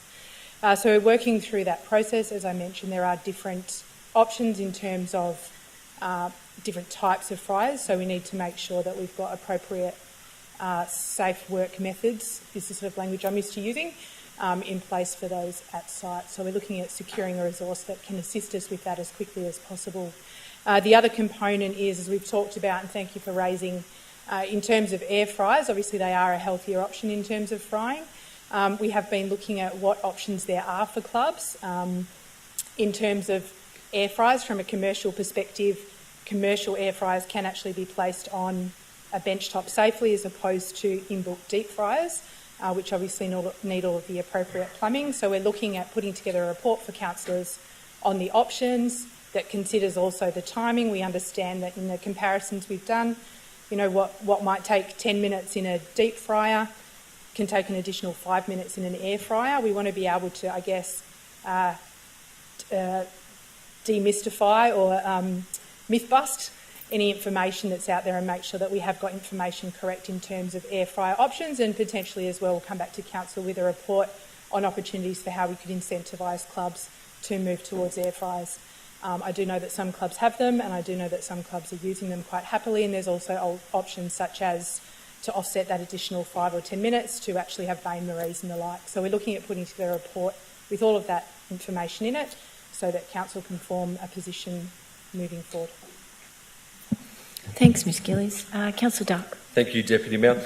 Just a supplementary with the air fryers as well, with regards to the power usage that they do have. And I'm aware that the Keysborough Football Club did attempt to look and see what options they could do about using the air fryers, but and I'm not an engineer, but the power usage from an air fryer is something like 10 times that of a deep fryer.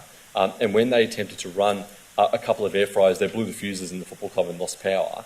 And there seems to be a lot of issues, both even in some residential homes, where the power that it has to pull to basically heat up the air fryer is substantial as well. Have we looked at what potentially the impact would be of a lot of the clubs if the fuses don't have the capacity and they're then going to end up blowing the fuses and losing power every single time they turn on the air fryer, how that will affect those clubs? Because I'm led to believe that the older style club rooms actually originally had more power than the new ones, and if they still have more power and they're still blowing the fuses, I'm a bit concerned about the electrical safety issues that could happen with that as well.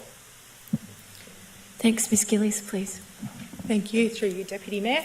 So that report that I mentioned where we're looking at the different air fryers and myth busting in terms of size, capacity, electricity, all of that will form part of that report. And as I mentioned, every site is different. So, that's where we can't just say, here's a blanket solution. We actually need to assess on a case-by-case basis. Some sites won't actually physically have the space to have inbuilt fryers. We need to be able to look at capacity and even, storage to make sure that we've got the right options for the site based on how much bench space we have. It's not, I would love it if I could say we have one solution that's going to fit everyone. We certainly don't. We need the time and the opportunity to work with each club to see what's going to suit best, and then obviously come back to council if there is, an opportunity for us to incentivise clubs to move away from deep and unhealthy, to air fried and healthy food options. Thanks, Ms Gillies. Councillor Dark. Thank you, Deputy Mayor. Deputy Mayor, my next question to the relevant officer is with regards to street food turkey on Chandler Road. There was another Turkish restaurant on Popes Road which subsequently closed down and didn't have enough patronage, and from that a lot of the patronage has now moved to street food turkey on Chandler Road. And I'm aware there was some email correspondence to do with the town planning application prior this evening about the traffic implications that people have had with the amount of cars parking there. And I'm aware on the weekend when I did a drive-by coming back from Noble Park North that there is a significant amount of cars that are banking up there because of the way the car park allocations are, and I suppose the success of this business as well.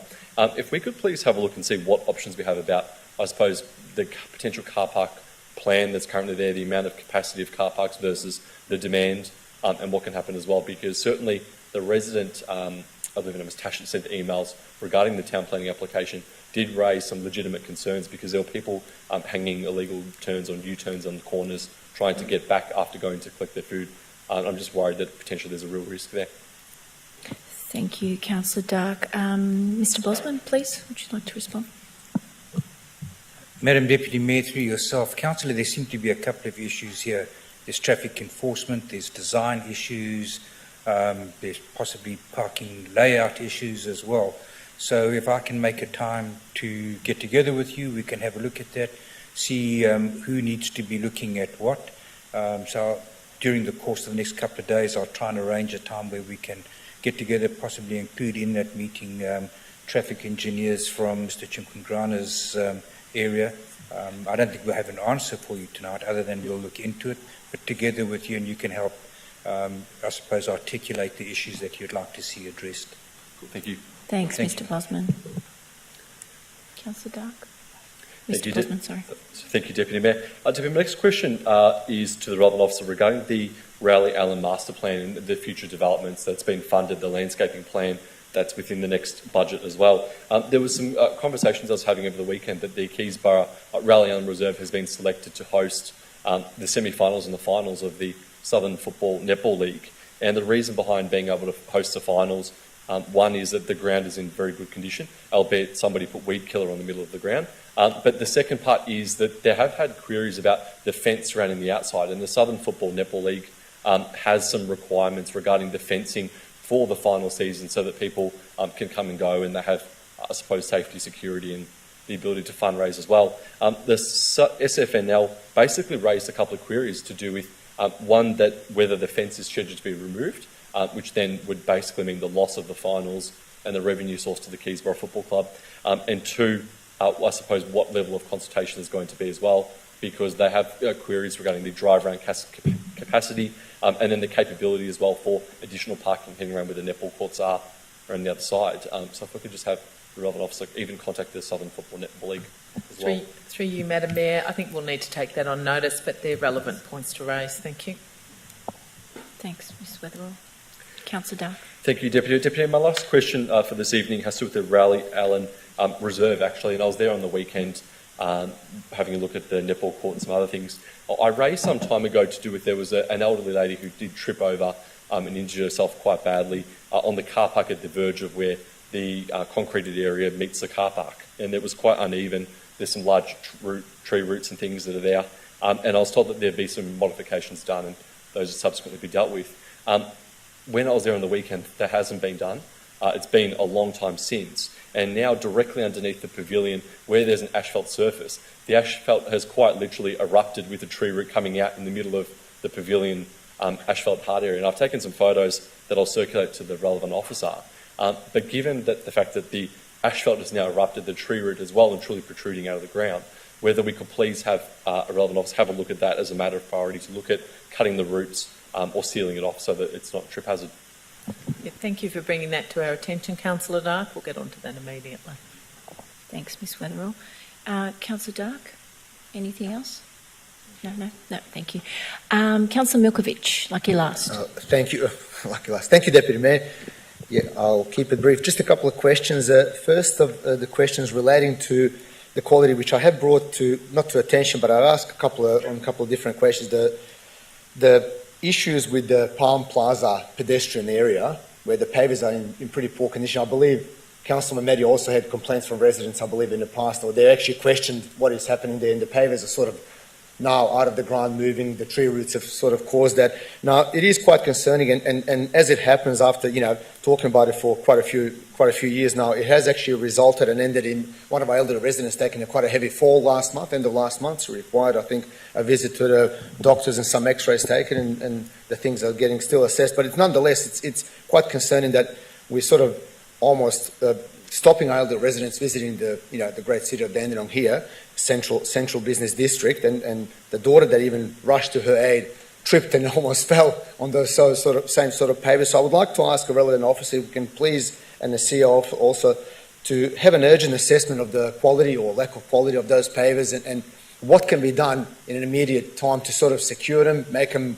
whether we fence certain areas off where they're not as good as quality as the others, because I don't think it's acceptable that residents come to Dandenong to do a little bit of shopping at the market or visit Dandenong Plaza or whatever that might be, and then take a heavy fall, whatever the age they are, and result in a bad personal injury. So if we could please have a look at that and just make some sort of an assessment, repairs necessary. Thank you. Through you, Madam Mayor. Thank you. Yes, it's been brought to my attention in the last 10 days, and we'll be having a look at that, and we'll look at some short-term, medium and long-term potential solutions. If we have to lift all those pavers, though, I just remind councillors that could be a considerable project and may need to go into the next capital improvement program.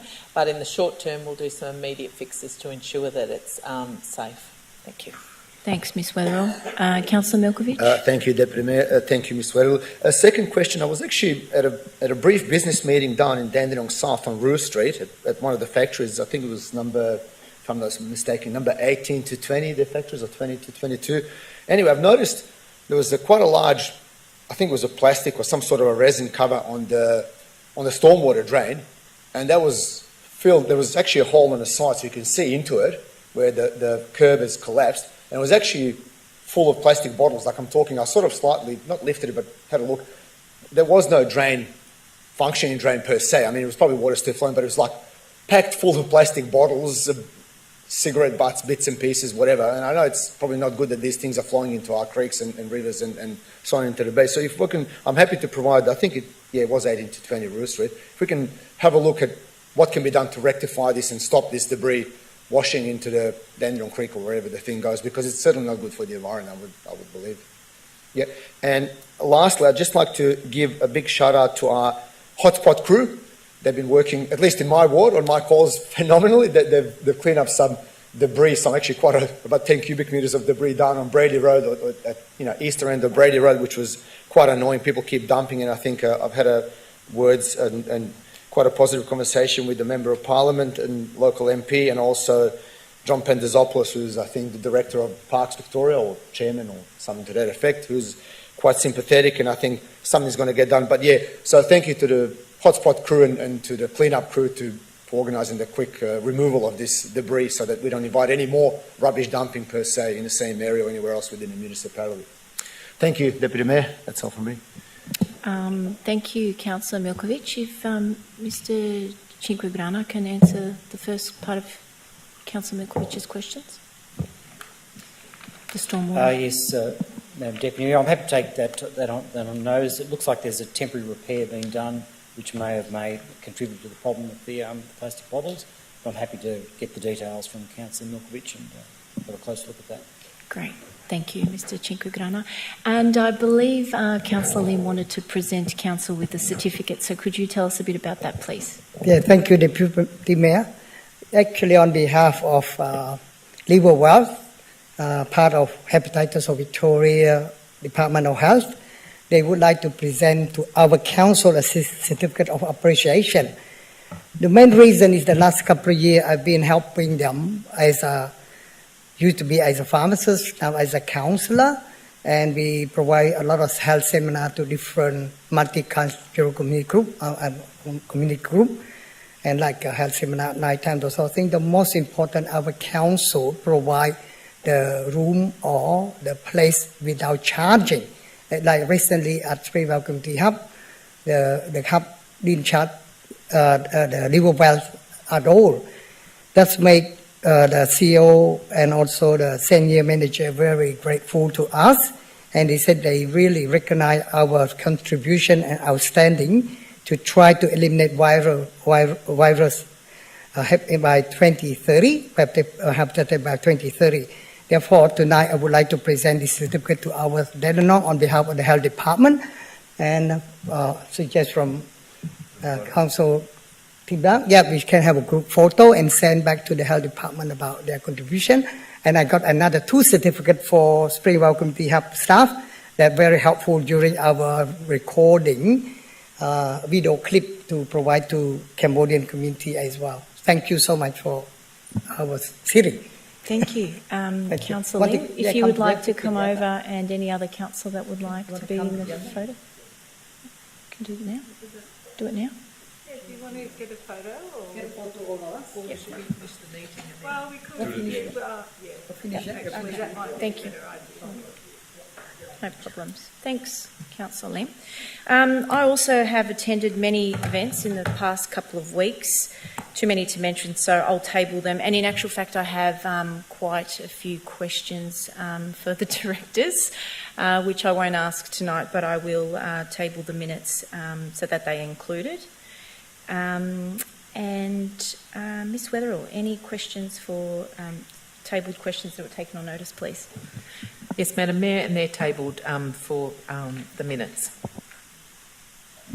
We move to the next item, Deputy Mayor. Can I just say something that I forgot earlier on? Sure. As we know, all Australia's going and supporting the Matildas, and just wanted to let people know within our community that we're actually on the big screen in Harmony Square and Springvale Community Hub on Wednesday, the 16th at 8 p.m. You can watch it live. So anyone within our city wants to come and watch either in Dandenong or Springvale, they're more than welcome to attend and watch it on the big screen. So go Matildas. Go Tillies, yes. And bring a rug and warm clothing.